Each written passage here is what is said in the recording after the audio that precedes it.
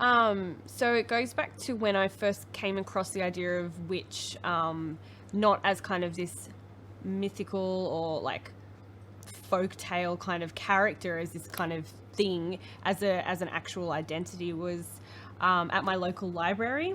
I used to love going in there and finding lots of books, and I loved reading, and I loved reading like The Mists of Avalon and all of these beautiful old books.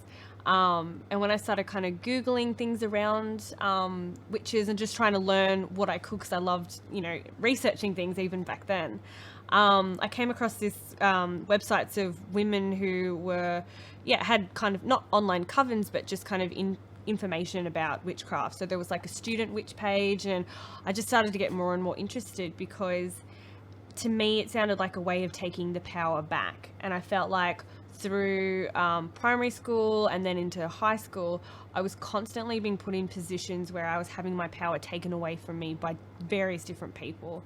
And witchcraft was my way of kind of, on the one hand, coping with that in a way, kind of processing all of those emotions, and also a way of kind of moving forward and trying to heal from those things. And so that's where the kind of spells and rituals became not just a part of what I did to, deal with bad things. It just became a part of who I am. It's just kind of entangled in me always. And how old were you when that happened? So I was about 13 when I first kind of realized that witchcraft was the path that I was going to start walking down. I never would have dreamed I would have ended up where I am now. Back then it was something that I didn't tell anyone. I really kept it very close to my chest. So this is a bit of an embarrassing story. But one of the spells was writing, if someone was being mean to you in school, you could write their name on a piece of paper. So these are very much like kind of schoolyard spells. So things that you have around you, kind of like the women having, thread and nails and kind of household items. I had items that were in my school.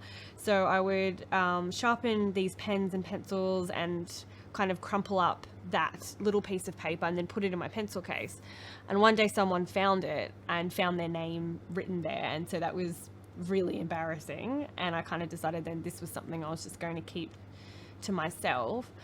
And it wasn't until I got to year 12 when I started studying society and culture that I found anthropology.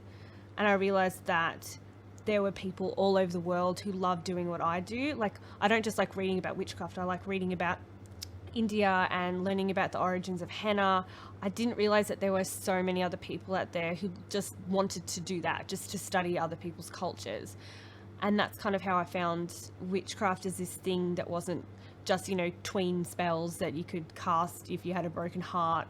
It was this really powerful social movement, not just in Australia, but in America and in Europe. There were so many people. This wasn't just something I was doing, in the privacy of my own bedroom. This was something that was all over the world. And that made me feel like I wasn't alone in the ways that I think about the world. Because I didn't think about, like, I was raised in a very Anglo-Christian kind of community, and the way I looked at the world was always through this kind of dual lens of, my kind of Caucasian dad, very, old school Australian kind of Vegemite sandwiches and all of, watching Play School. But at the same time, I also grew up, watching my mum cook curries and learning how to sing Hindi songs with her, and learning about how where she grew up, there wasn't this one God that I learned about when I went to church and I was baptized. There was this whole pantheon of gods, and life didn't end once you died. You were reincarnated.